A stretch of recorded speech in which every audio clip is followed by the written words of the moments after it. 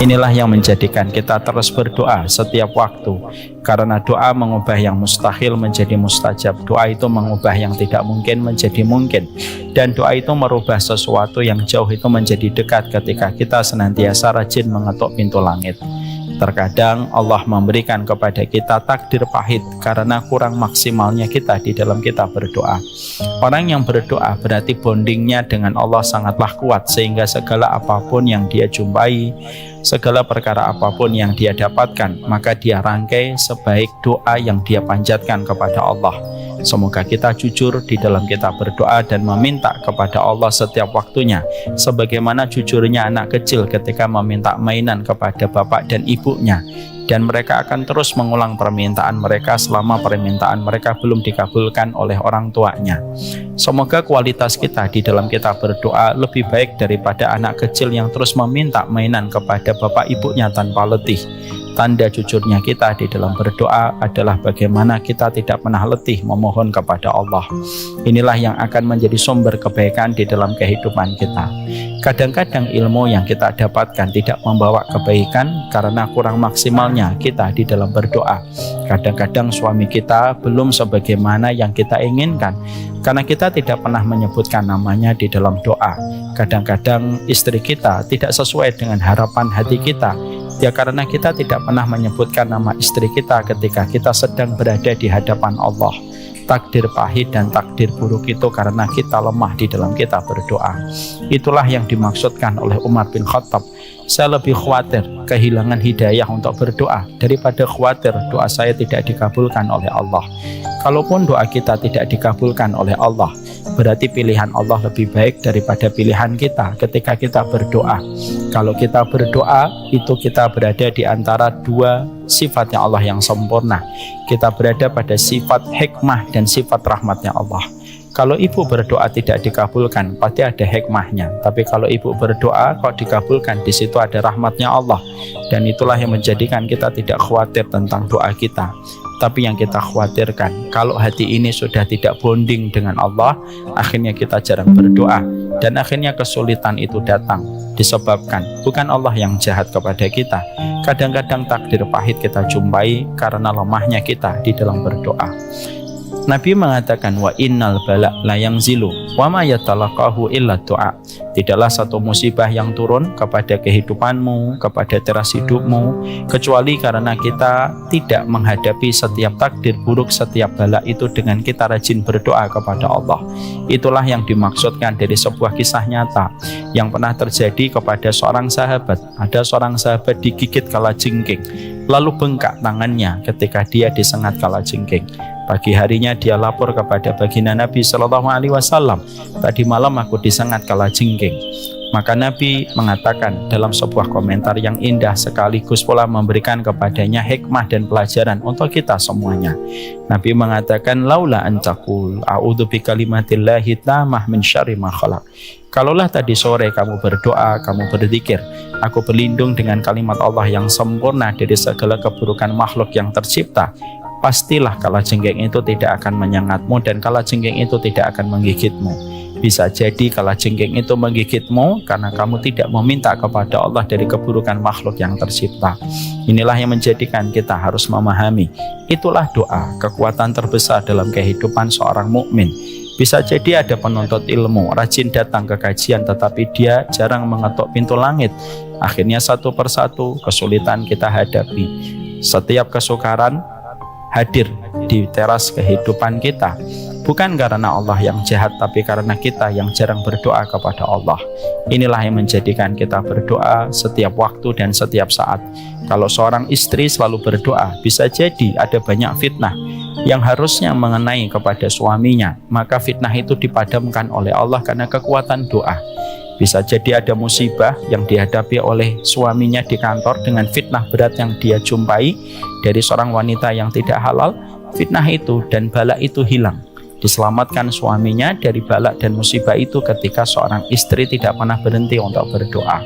Inilah yang menjadikan kita paham Doa itu merupakan bagian dari hidayah, dan tidaklah orang yang sering meminta kepada Allah kecuali tebal hidayahnya, sehingga dia selalu terkoneksi kepada Allah setiap waktu dan setiap saat dengan doa yang dia panjatkan setiap waktunya. Ibu adalah pemilik doa yang paling mustajab. Doanya ibu 3 kali lebih cepat daripada doanya seorang suami kalau mendoakan anak. Berdoalah kepada Allah setiap waktunya. Dalam hadis riwayat Muslim, Nabi pernah berdoa dari habis asar sampai maghrib. Begitu banyaknya proposal permintaan beliau kepada Allah untuk menunjukkan betapa besarnya bondingnya beliau kepada Allah dalam setiap perkara. Inilah yang menjadikan kita terus berdoa, meminta kepada Allah dalam setiap perkara kehidupan kita, supaya kehidupan kita menghadapi takdir-takdir yang manis yang memudahkan kita bersyukur dan memudahkan kita bersabar, daripada kita menghadapi bala dan bisa jadi bala itu turun karena lemahnya kita di dalam berdoa. Inilah kekuatan doa, dan inilah yang kita panjatkan dari apa yang disampaikan oleh Umar bin Khattab. Aku tidak pernah khawatir terhadap doaku dikabulkan ataukah tidak, tapi aku khawatir kalau aku tidak mendapatkan hidayah untuk berdoa. Berdoalah setiap waktu, karena banyak perkara buruk yang dirubah menjadi kebaikan ketika kita berdoa. Semoga kita menjadi penuntut ilmu yang senantiasa merasakan kedekatan kita kepada Allah dan merasakan bondingnya kita kepada Allah, sehingga kita tidak pernah ragu untuk meminta kepadanya. Kalau ada suara di pikiran kepala ibu, di hatinya ibu yang mengatakan, sudahlah jangan banyak minta, ketaatanmu aja masih terbatas, pastikan itu merupakan bisikan setan. Setan itu terkadang tidak selalu melulu menjadikan kita bermaksiat, tapi terkadang setan itu menjadikan kita bermaksiat kepada Allah dengan kita tidak meminta kepadanya. Dengarkanlah sebuah hadis dalam riwayat Imam Ahmad, innallaha yaghdab liman lam yas'alillah. Allah itu tidak senang, Allah itu murka, Allah itu benci. Siapa orang yang dimurkai oleh Allah? Mereka yang tidak pernah meminta kepada Allah dalam setiap perjalanan hidupnya. Mintalah apapun kepada Allah. Walaupun garam yang tumpah, mintalah kepada Allah. Walaupun sandalmu copot, mintalah kepada Allah. Kalau urusan garam dan urusan sandal, Nabi mengatakan secara spesifik supaya meminta gantinya kepada Allah. Apalagi urusan keluarga kita. Dahulukan untuk mendoakan pasangan kita, karena pasangan kita itu sahabat kita dunia dan akhirat. Anak kita akan menemukan takdirnya, anak kita akan menemukan jalan hidupnya dengan pasangan yang Allah kirimkan untuk mereka. Tugas kita mengantar mereka sampai menikah, tapi pasangan kita membersamai kita dunia dan akhirat kita, dan di surga pun kita dipertemukan dengan pasangan kita. Mendoakan pasangan itu bagian dari rasa cinta yang benar karena Allah, dan mendoakan pasangan itu lebih didahulukan daripada kita mendoakan anak-anak kita. Doakanlah suaminya ibu, walaupun ibu lagi ngambek sekalipun, doakanlah suaminya ibu, karena dialah orang yang pertama kali berhak untuk mendapatkan doanya dari ibu. Amin insyaallah. Alhamdulillah, tentunya senang sekali kita bersyukur kepada Allah dalam setiap perjalanan kehidupan kita. Kita berjalan di dalam kehidupan itu pakai 3 komponen di dalam hati kita. Bukannya kita berjalan dengan kaki, Ustadz. Kaki hanyalah alat kita untuk melangkah. Tapi perjalanan kita maknanya kita berjalan dalam kehidupan itu dengan hati kita. Hati kita tidak akan mampu memaknai setiap perjalanan hidupnya, menghadapi gelombang, menghadapi setiap problematika yang kita jumpai dalam kehidupan, sampai hati kita memiliki 3 komposisi di dalam hati kita. Dan itu dikatakan oleh Imam Ibnu Qayyim.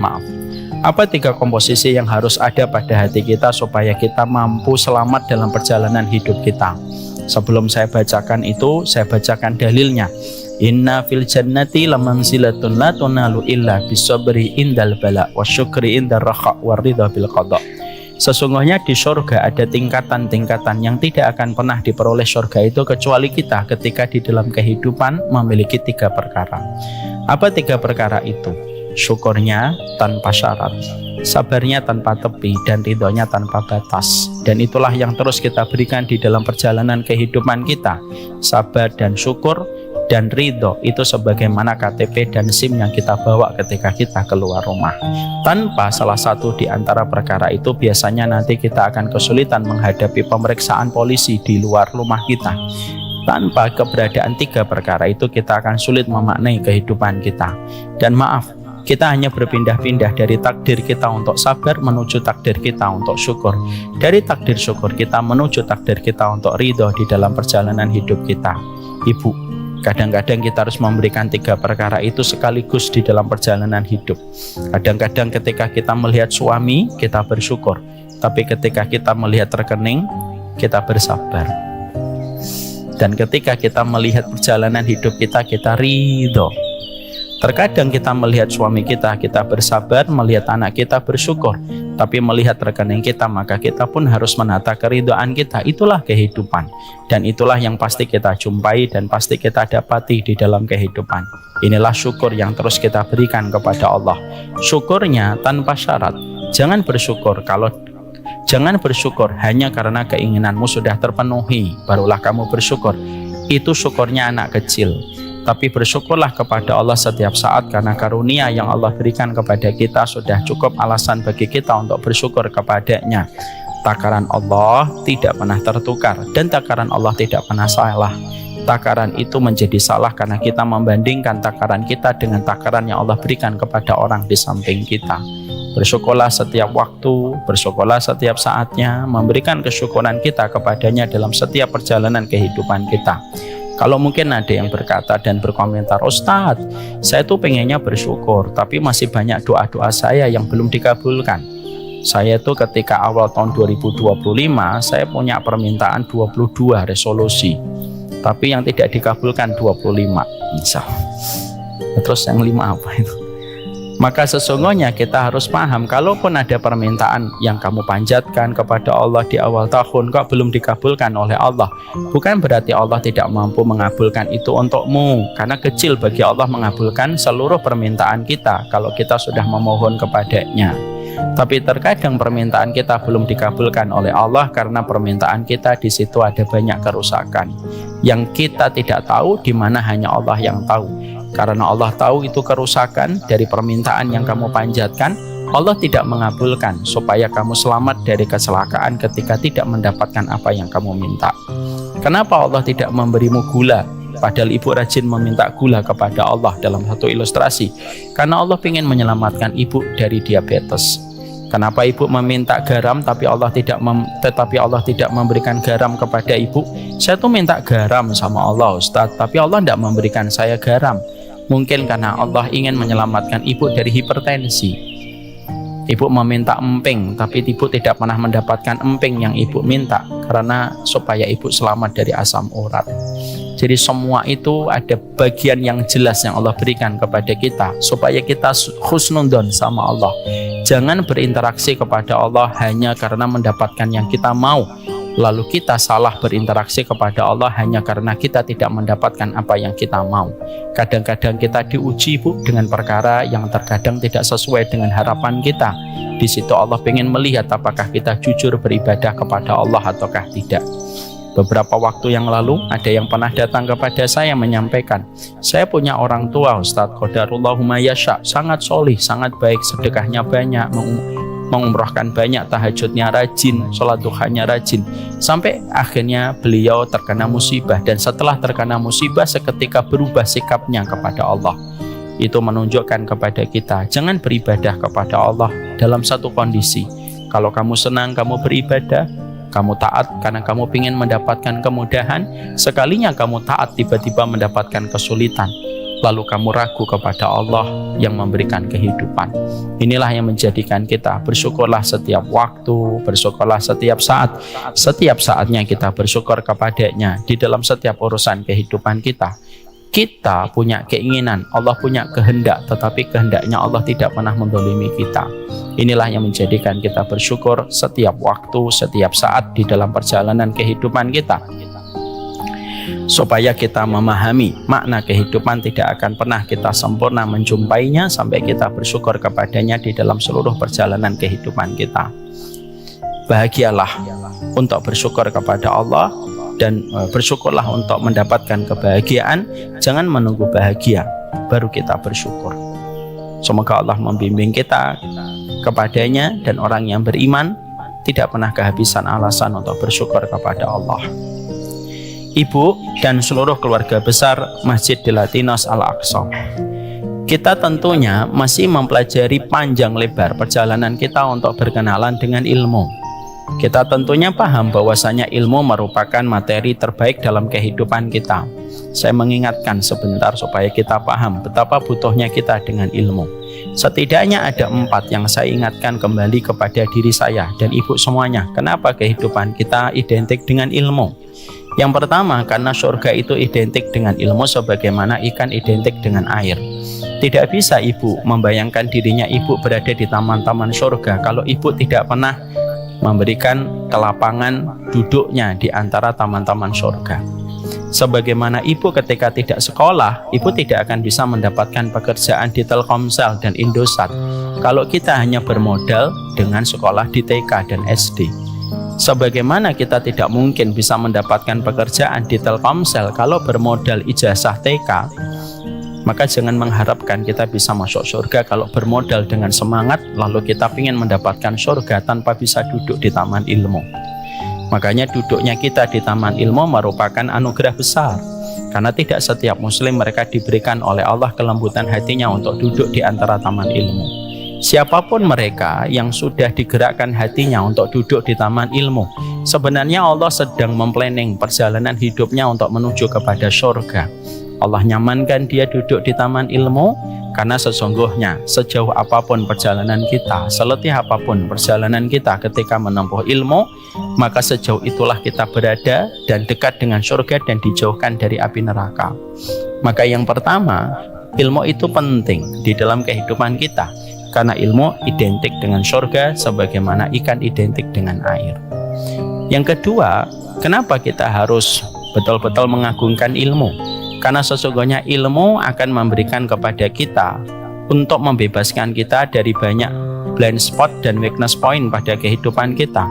Perempuan itu titik lemahnya itu ada pada perasaan, dan titik lemahnya laki-laki itu terletak pada logika. Kalau kita tidak sibuk dengan ilmu, maka perempuan akan sibuk dengan perasaannya dan pasti sibuk dengan sensitivitasnya. Ditambah lagi, sibuk dengan scrolling TikTok-nya. Dan itu tidak akan selesai. Makanya akhirnya perempuan itu kenapa harus ngaji? Karena supaya standar dia bukan standar perasaan. Kalau masih ada ibu-ibu yang mengatakan, kalau saya menyampaikan taat sama suami, lalu ibu menjawab, lihat-lihat suaminya, ini bukan standar ilmu, ini standar TikTok. Maka itulah yang menjadikan kita akhirnya paham, orang yang sibuk dengan sesuatu yang bukan datang dari ilmu, semakin kita peroleh banyak, semakin kita kelelahan. Ibu mendapatkan informasi di Instagram, di TikTok, dengan tingkat per detiknya kita mendapatkan lautan informasi, maka storage akal kita semakin penuh. Sebagaimana hard disk di laptop, semakin banyak yang di-download, semakin akan lambat laptopnya dan perjalanan kita mengaplikasi dan mengunduh aplikasi. Sama, akal kita ini kayak hard disk di dalam laptop kita. Jangan terlalu banyak diisi informasi yang sifatnya recehan. Karena apa? Karena tidak ada yang bisa memberikan kepada kita ketenangan kecuali adalah dengan ilmu. Karena dengan ilmu memberikan kekuatan. Konten yang kita dapatkan itu dibuat tidak dengan standar jurnal, tidak dengan standar penelitian, tidak dibuat dengan standar ilmu sesuai dengan dalil. Kadang-kadang konten-konten yang ibu dapatkan, yang saya peroleh, konten itu dibuat oleh para konten kreator hanya untuk meningkatkan engagement, supaya meningkatkan exposure. Terkadang mereka ingin supaya barang dagangan mereka laku ketika engagementnya tinggi.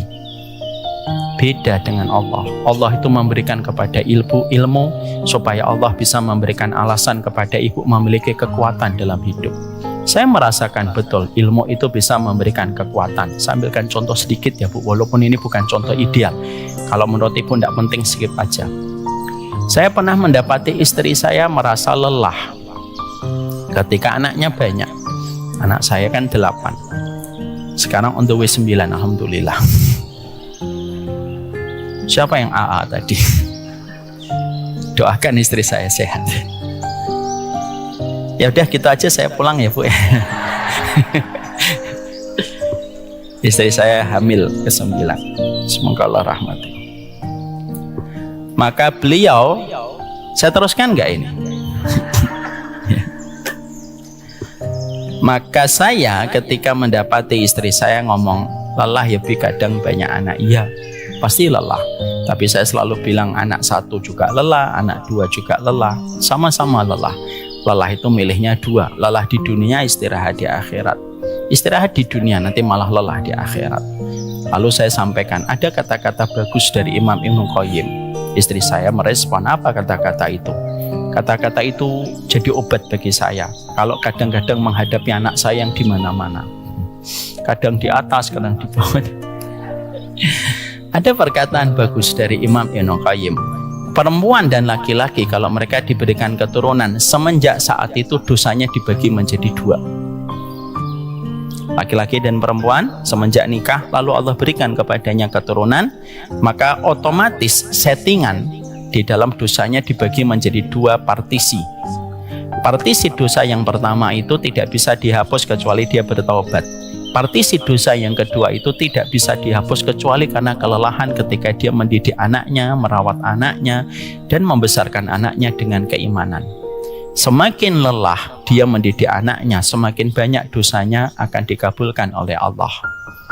Semakin dia letih ketika begadang, pagi hari ngajak muter-muter, maka sesungguhnya semakin banyak kemaksiatannya dihapuskan oleh Allah.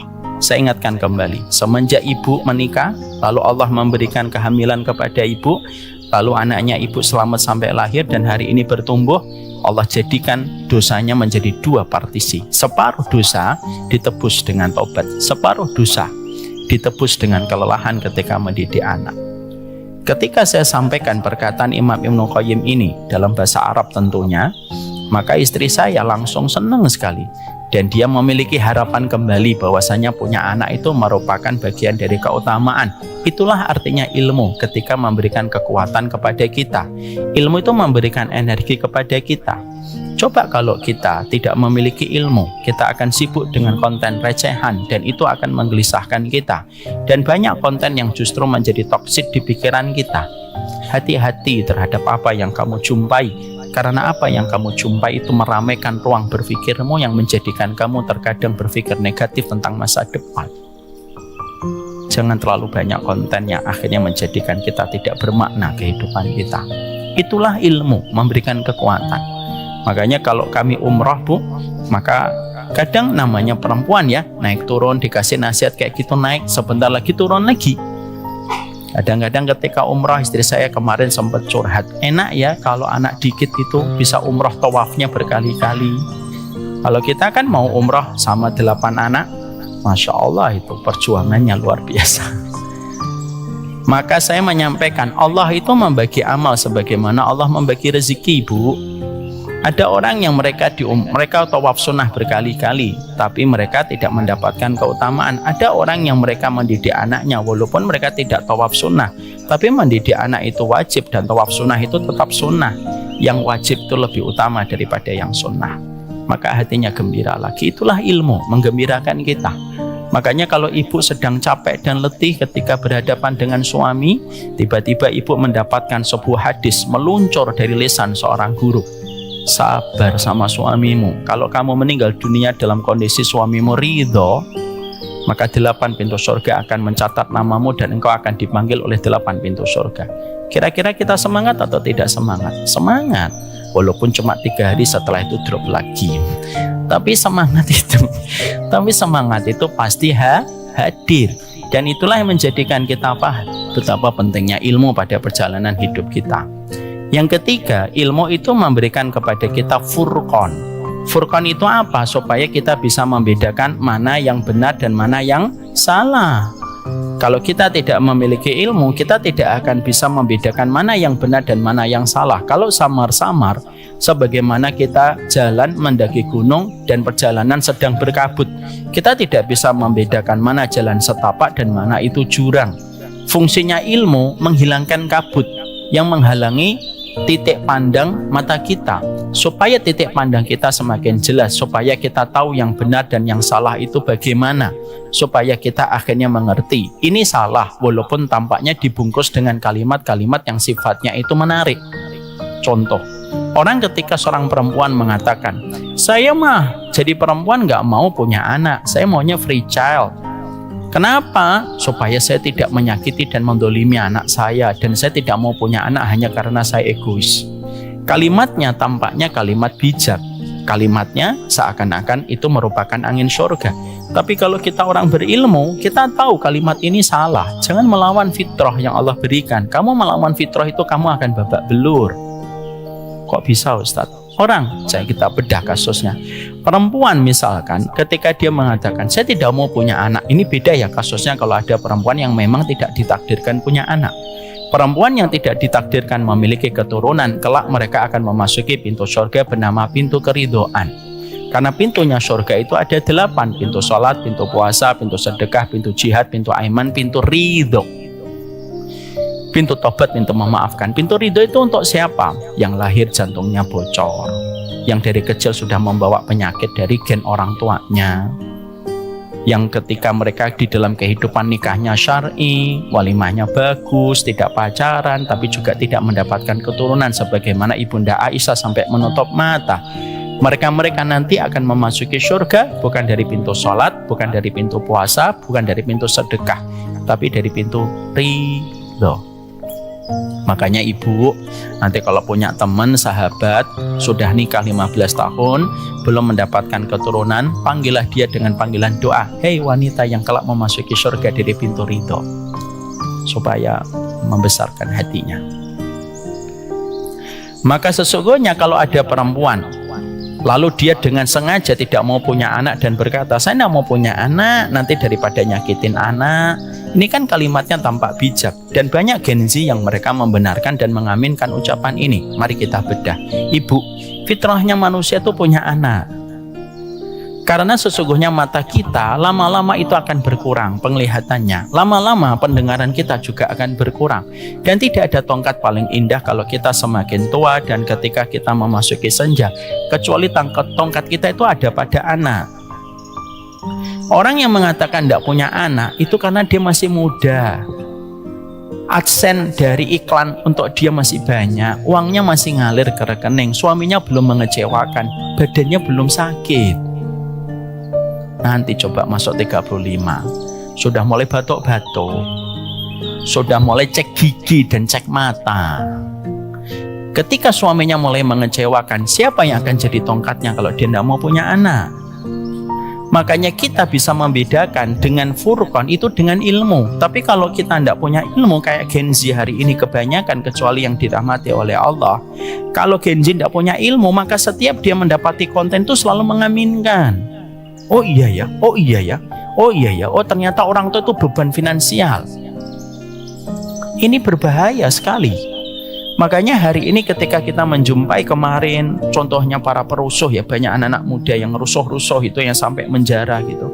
Itulah pentingnya kehidupan ilmu kita, menjadikan kita memahami bahwasanya di dalam perjalanan hidup itu butuh ilmu supaya memberikan furqan di dalam kehidupan kita.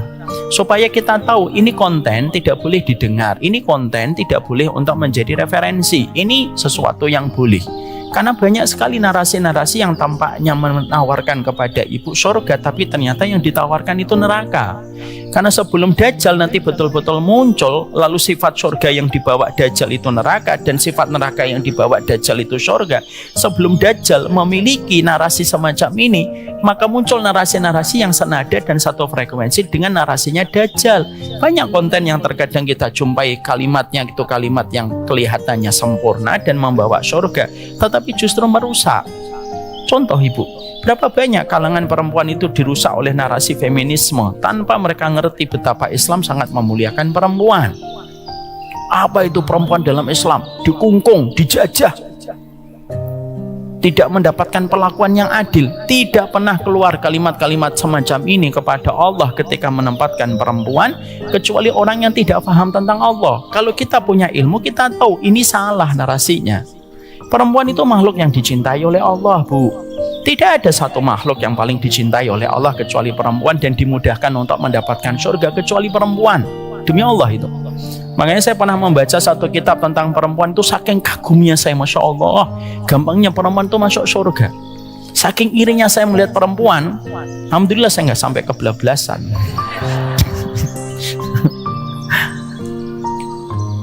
Itu saking dimudahkan oleh Allah, Bu. Dan narasi-narasi menyesatkan ini gimana kita bisa membantahnya? Dengan ilmu. Contoh, banyak perempuan yang mengatakan narasi dalam feminisme, perempuan itu di dalam Islam banyak aturan, suruh nutup aurat, tidak boleh disentuh. Itu merupakan bagian dari rasa cintanya Allah. Perempuan itu dimudahkan oleh Allah, Bu. Ibu tidak perlu repot untuk datang ke masjid ketika ada panggilan sholat. Ibu cukup di rumah, sholat di rumah, ada kamar, ada ruangan kecil di kamarnya ibu. Yang ibu jadikan kamar kecil itu bukan hanya ibu menaruh pakaian yang begitu berderet-deret itu, yang setiap ada kondangan ibu tidak ada pakaian lagi. Maka ketika ibu sholat di tempat itu, namanya sholat itu makhda. Kata Nabi, sholatul mar'ati fi makhdaiha afdalu min sholatiha fi hujratiha, wa sholatiha fi hujratiha afdalu min sholatiha fi dariha, wa sholatiha fi dariha afdalu min sholatiha fi masjidiha. Sholatnya perempuan di makhda, ruangan kecil, itu lebih utama daripada sholatnya dia di kamarnya yang lebih besar. Sholatnya dia di kamarnya itu lebih besar, itu lebih baik daripada sholatnya dia di kamar tamunya. Sholatnya dia di kamar tamunya itu lebih baik daripada sholat